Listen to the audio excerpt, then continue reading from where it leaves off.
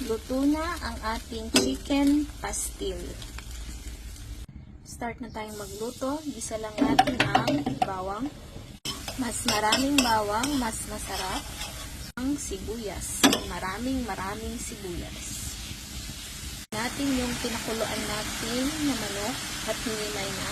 Kaninang pinakuluan ko, nilagyan ko na ng tanglad, asin, at paminta. Tayo ng toyo. Naglagay na ako ng paminta, then seasoning naman. Oyster sauce.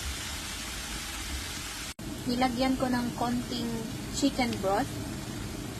Naman natin ilagay ang suka. Huwag muna natin haluin. Lagyan na natin ng asukal.